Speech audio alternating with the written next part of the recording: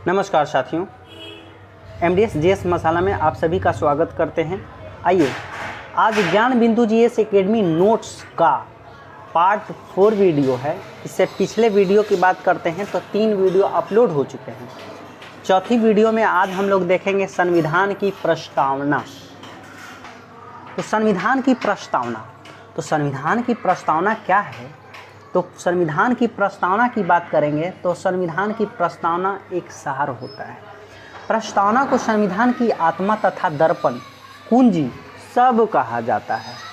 सर्वप्रथम अमेरिका ने अपने संविधान में प्रस्तावना को शामिल किया। इसी को देखते हुए, इसी का अनुकरण करते हुए विश्व के लगभग सभी देश ने अपने संविधान में प्रस्तावना को शामिल कर दिया था। इसी संदर्भ में भारत भी प्रस्तावना को अपने संविधान में शामिल करने वाला बन गया है। देखिए, संविधान सभा की बैठक 9 दिसंबर 1946 ईस्वी को हुई, जिसमें डॉक्टर सच्चिदानंद अस्थायी सदस्य हुए। 2 दिन बाद 11 दिसंबर 1946 ईस्वी को राजेंद्र प्रसाद अस्थायी अध्यक्ष बने। ठीक 2 दिन बाद 13 दिसंबर 1946 ईस्वी को पंडित जवाहरलाल नेहरू ने एक उद्देश्य प्रस्ताव किया था 13 दिसंबर 1946 को, और इसी उद्देश्य में जाकर बाद में संविधान की प्रस्तावना बन गया। तो पंडित जवाहरलाल नेहरू ने 13 दिसंबर 1946 ईस्वी को संविधान सभा के समक्ष जो उद्देश्य प्रस्ताव किया था, यह उद्देश्य प्रस्ताव बाद के वर्षों में जाकर भारतीय संविधान का प्रस्तावना बन गया।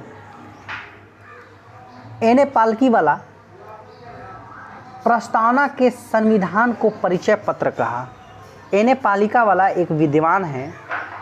उन्होंने कहा कि प्रस्तावना एक परिचय पत्र है। तो यही बात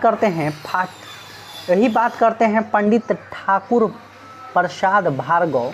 इन्होंने कहा कि प्रस्तावना को सम्मानित एवं महत्वपूर्ण भाग बताया है। वही मोहम्मद हिदायतुल्लाह अमेरिका के घोषणा पत्र के समान है कहा। अर्नेस्ट बार्कर एक विद्वान हुआ करते थे।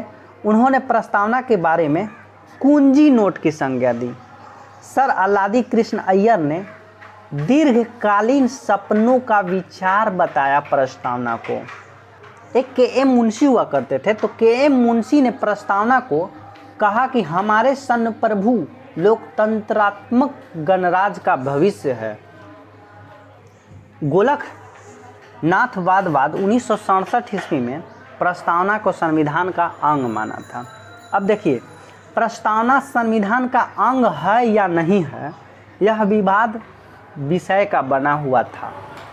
वेरुवाड़ी संघवाद 1960 ईस्वी में कहा गया कि प्रस्तावना संविधान का अंग नहीं है, जिस कारण संसद इसमें संशोधन नहीं कर सकता। ध्यान दीजिएगा मेरे दोस्त, बेरुवाड़ी संघवाद 1960 ईस्वी में कहा कि प्रस्तावना संविधान का अंग नहीं है, जिस कारण संसद इसमें कभी भी किसी भी प्रकार का संविधान संशोधन नहीं करेगा।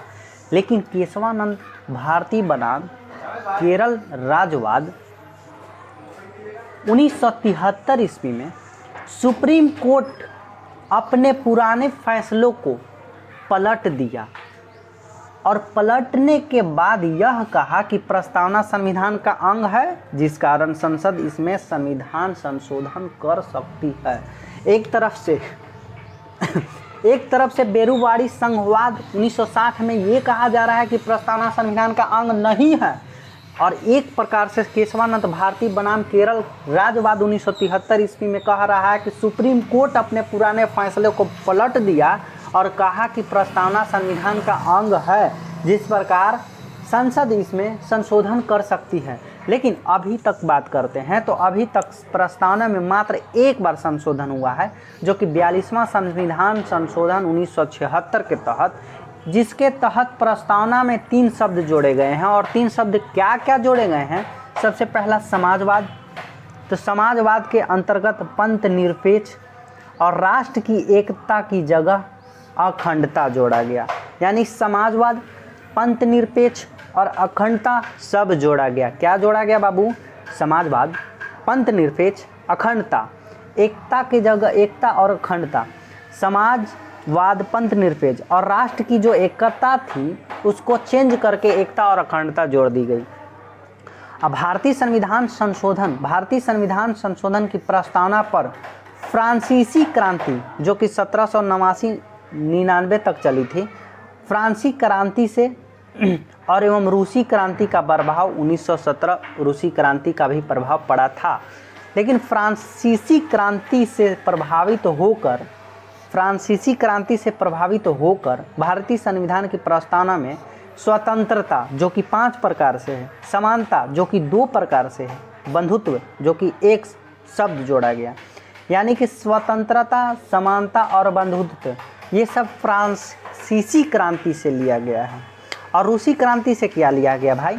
तो रूसी क्रांति से प्रभाव में आकर हमारे भारत संविधान की प्रस्तावना में सामाजिक न्याय, राजनीतिक न्याय, आर्थिक न्याय, यानी सामाजिक न्याय, राजनीतिक न्याय, आर्थिक न्याय, ये तीनों के तीनों हमारे रूस के संविधान से लिया गया है। और फ्रांस की बात करते हैं तो फ्रांस की संविधान से स्वतंत्रता, समानता, बंधुत्व ये 3 लिया गया है।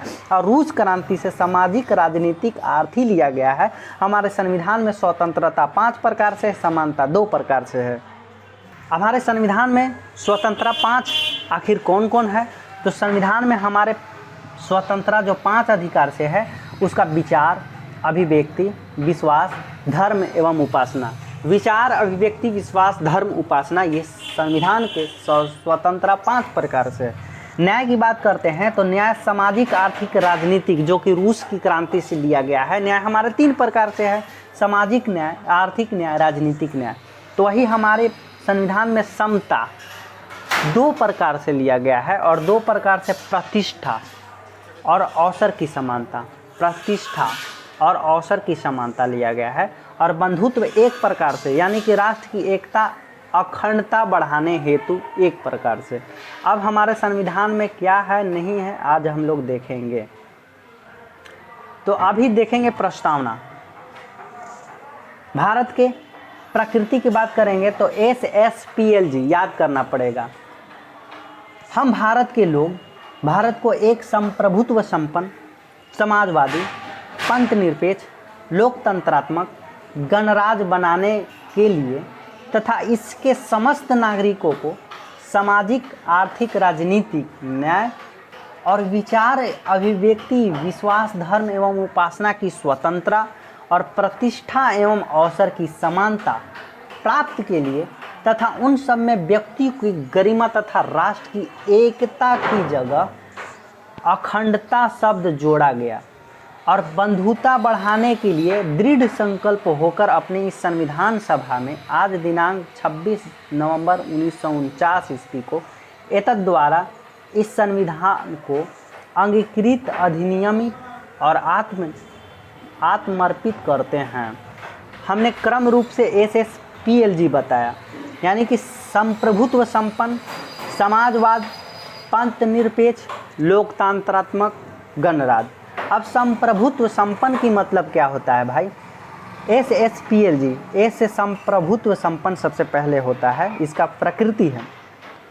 संप्रभुत्व संपन्न का मतलब होता है कि इनका मतलब ये है सर कि भारत नीति निर्माण में किसी बाहरी हस्तक्षेप को स्वीकार नहीं करेगा। इसका मतलब है संप्रभुत्व संपन्न हमारे भारत संविधान ही में जितने भी आते हैं उन्हीं के अंतर्गत हम कार्य करेंगे। विदेश को हम लोग अनुकरण नहीं करेंगे। इसका मतलब यही हुआ कि भारत नीति निर्माण में किसी दूसरे बाहरी हस्तक्षेप को स्वीकार नहीं करेंगे। अब समाजवाद की मतलब क्या हुआ? इसका सामाजिक समानता से होता है। इसके अंतर्गत न केवल राजनैतिक समानता और बल्कि सामाजिक न्याय, आर्थिक लोकतंत्र की स्थापना की प्रक्रिया किया जाता है। कहने का मतलब ये सर कि सामाजिक मतलब होता है कि सामाजिक समानता, हम समाज में एक दूसरे से समानता है, सामाजिक है। तो पंथ निरपेक्ष का मतलब होता है सर, पंथ निरपेक्ष का मतलब होता है राज का अपना कोई धर्म नहीं है। राज किसी भी विशेष धर्म द्वारा संचालित नहीं होता है, बल्कि सर्वधर्म संभव की बात की गई है। मतलब ये हुआ हम अपना राज्य में कोई धर्म नहीं मानेंगे, नहीं है। धर्म, राज्य का अपना कोई धर्म नहीं है, लेकिन हम मान सकते हैं कोई भी धर्म स्वस्थ है।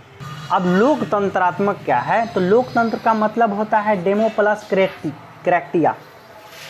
क्रेशिया, जिसका अर्थ होता है लोगों का शासन। शक्ति का अंतिम स्रोत आम जनता है, ना कि प्रधानमंत्री है। ठीक है, लोकतंत्र यही कहता है कि लोकतंत्र का शाब्दिक अर्थ होता है शासन, शक्ति का अंतिम स्रोत आम जनता है।